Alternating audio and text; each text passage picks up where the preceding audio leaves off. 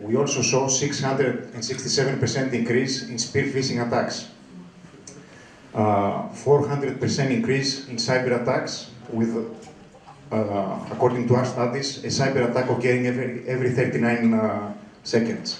A colleague earlier talked about cyber attacks occurring every 11 seconds. The point is that all these attacks will occur a projected annual cost of cybercrime damage of almost 6 trillion. 6 trillion is an enormous amount. It's 1/3 of the US economy. And what is also important to understand is that more than 80% of attacks exploit theft of credentials, privileges, and identities. I remember looking, this is a study from Verizon that happened last year. I remember looking at a similar study in 2017 or 2016, and the percentage was exactly the same. So it is, so credentials are the favorite data type of criminal attacks. And if we have to ask a question today, how can we stop the attackers, how can we close the door to the attackers? I'm here to tell you that Cyberark Identity Security, with our platform, you can achieve this. And I will explain why. But first, let's, before we look into the future, let's take a look into the past and see what happened. There are 3 major trends in IT which, let's say, shaping the cybersecurity industry. The first one is securing digital transformation, so the need that private companies and public sector organizations have to digitize, and they had to do this do-or-die projects to survive. The second is the expansion of not only privileged identities, but all identities in general, human and non-human, and we will talk about this. And the third is, you all know, the move to remote work. Let's start with the first one, which is securing digital transformation. I'm not going to expand further on this. I'm sure everybody knows. All the organizations, all the companies around the world had to execute many IT projects during the last few years and still deploying. From customer experience, e-commerce, consumer applications, Internet of Things, RPA, technologies, bots, you name it. All these technologies, the fact is that all these technologies, most of the times, were not aligned with the security controls. And this created significant security gaps that companies have to deal with now, because this is a window of opportunity for adversaries, and companies need to deal with this situation. This so-called cybersecurity debt has consequences. So debt has consequences. Cybersecurity debt has consequences. And we saw last year 70% of organizations experiencing ransomware attacks. We saw that mainly in the healthcare industry. And we also saw 64%, so almost 2 out of 3 companies reported lost data due to a software supply chain attack. And we saw this mainly in the energy and utilities industries. Not even software vendors, such as the ones you see in the bottom of the slide, are immune. And this proves that, that nobody is immune, even not technology companies. And we will take the Uber example in a little bit to emphasize on this. The second trend is the expansion of privileged identities. So the need that the companies have to protect identities with privileged controls. All users, the difference is, this is a study we did back in 2022 in August. It's called the Identity Security Threat Landscape. We interviewed more than 2,000 CISOs for this study. The first thing that these CISOs told us is that no more. In the past, we used to consider IT admins, domain administrators, and so on, key users, privileged users. This is no longer the case. today, almost every user identity can be considered privileged because they all have access to critical content, critical information, and according to the study we did, the CISOs told us that more than half of all employees have access to sensitive systems and data. Moreover, for every human identity, there are 45 machine identities. For some companies, this is more. We did recently a survey to Bank in Greece, and we found out that this company of 5,000 employees had to deal with 650,000 identities. So there is a proliferation of identities, and today, average to medium-large size organizations have thousands of identities that they need to secure because every single one of them has privileged access and privilege to content and systems. The third one is the move to work from anywhere. According to Forbes, Forbes estimates that 30% of employees now primarily work from home. Most of, the percentage is larger for employees who work hybrid. And so after we talked about the three trends, I would like to emphasize on the Uber bridge. So the hacker, just to give you an example of how important identity management is now. So the Uber hacker, which was a young guy, and he was caught. He bought a cookie he found in the dark web. Let me open a parenthesis to just briefly touch on what is the dark web. So we all know of the surface web, okay, the top part, which is pretty much the indexable and searchable content, okay, but this accounts only for 4% of the web. What we all use on a daily basis is the deep web. Okay, so a hint to understand this is that if you need to log in, you are using deep web. So this is your email, your bank account, your Netflix queue, your Amazon orders. So if you need to log in, you are using, and this accounts for 96% of the web. So there's nothing mysterious, sinister, strange about using the deep web. The third pillar, which is the dark web, is the content which is accessible, products and services also, which is accessible via specific software or hardware, or configurations or ecosystems, which is also, let's call it the digital back alley of the internet. Here you can find services and products that you cannot and content that you cannot normally find in the deep and surface pillars. So we're talking about small peer-to-peer networks or larger networks such as Tor, which is considered darknet. By the way, darknet is not always considered to be, let's say, a bad thing. You can also do good things with this. For example, just to give you an example, there is a site in UK where people can report police fraud and violence, and they can do this anonymously. By the way, Tor is being used by, I think, 25 million people every day. Okay, let's go back to the Uber bridge.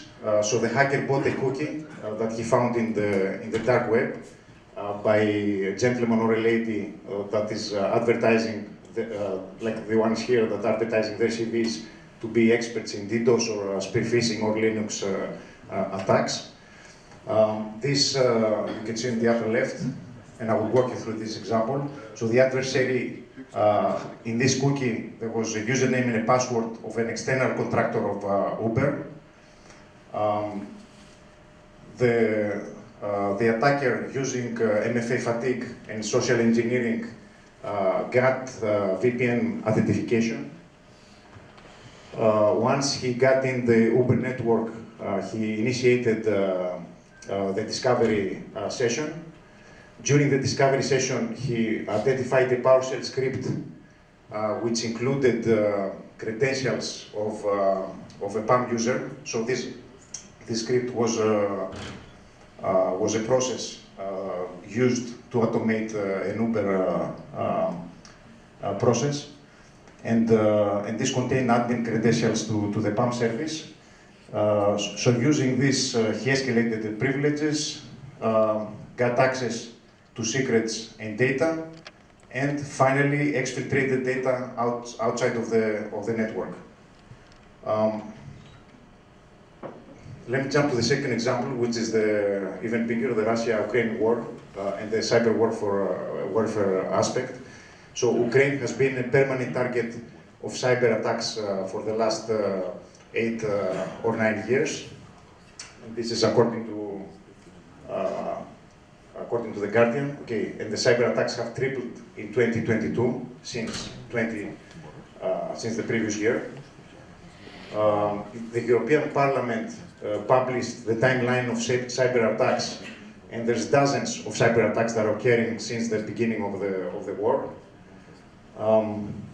According to a Politico report, thousands of attacks occur every month, making Ukraine the perfect sandbox for those looking to test new cyber weapons, tactics, and tools. And just to give you some examples, we saw an attack on the communication systems of the Post and the satellite network 1 hour before the invasion, in February 24th. On the next day, we saw an Isaac Wiper attack against government websites. The same day, we had an attack on the border control station with Romania, preventing refugees from entering the country. And a couple of days later, we saw attacks on the digital infrastructure of Ukraine, blocking access to financial services and energy. Why am I telling you this example? The top attack types of the war are disk wipe, defacement, cyber espionage, malware, phishing, and hack and leak. These are according to the MITRE framework. All of these attacks involve attacking identities. If we take, for example, the first one, the disk wiper, and look at the description in MITRE framework, we can see that the attacker, in order to gain access, to have direct access to the disk, needs to have special permissions. And how do we mitigate, how we detect, how we can prevent the attack? By only monitoring the privileged and protecting the privileged accounts. And so this is exactly what we do in Cyberark.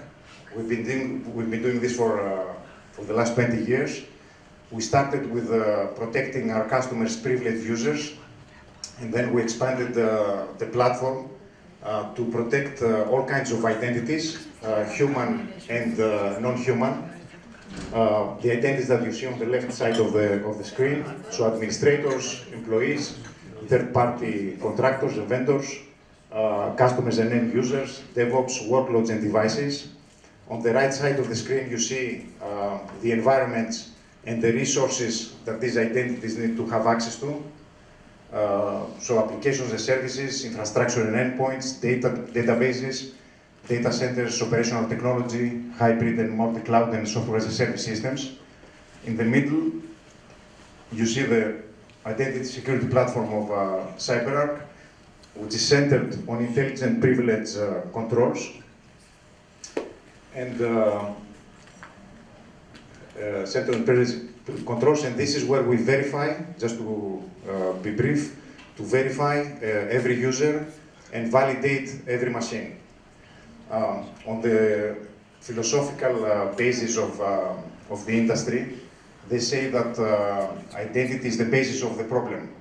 So if you could identify that the right user uses the right machine to connect to the right system, having the right privileges for the time that he or she needs to perform a specific task or work, then you would have no need for any other cybersecurity systems.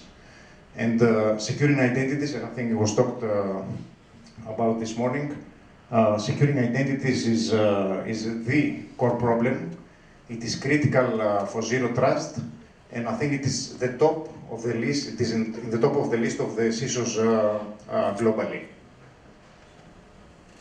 In Cyberark, besides the technology that we produce, we also have created the blueprint, the Cyberark blueprint. This is processes and recommendations that we give to our customers and partners in order to implement least privilege and zero trust architectures.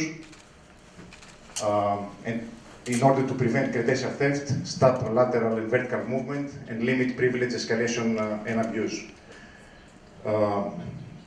Besides the R&D, the Research and Development Department of Cyberark, we also have Cyberark Labs. We do two things here. The first one is innovation. So we are thinking and which new products, which new solutions we should put into production and bring to our customers. And the second thing is, besides attacking our own solutions in order to check for vulnerabilities, we attack solutions of different vendors. Just to give you an example, we found a vulnerability in Microsoft's face recognition platform. Whereas if someone has stolen a Windows laptop and had access to the person's social media account with the photos, they could have access to they could log in the laptop. So we do vulnerabilities, vulnerability attacks, post-breach analysis, and all this kind of stuff. Also, we have Cyberark Ventures, where we invent in startups, cybersecurity startups, so companies that are producing, new companies that want to produce products to make our world more secure. Finally, I would like to mention that we believe that cybersecurity is a team sport. As attackers and adversaries are collaborating greatly in the dark web, formulating organizations, companies, and big groups. So we need to do this. The defenders need to do this as well. So we have created the C3 Alliance, and we are working with more than 200 companies. Some of them are here today to integrate our products with their products. And I would like to thank these companies for working with Cyberark all these years, and taking the opportunity also to thank our customers and also DataCore for being part of the Cyberark ecosystem for many years. Lastly, I would like to mention that we are the only company, and we achieved this recently, that we are considered leader in both privileged access management, Magic Quadrant, and IAM and access management. In PAM, we've been leaders for many years, since Gartner created the Magic Quadrant. In the access management, we entered recently the Magic Quadrant, and soon we aim to be the leader here as well. Thank you for your attention.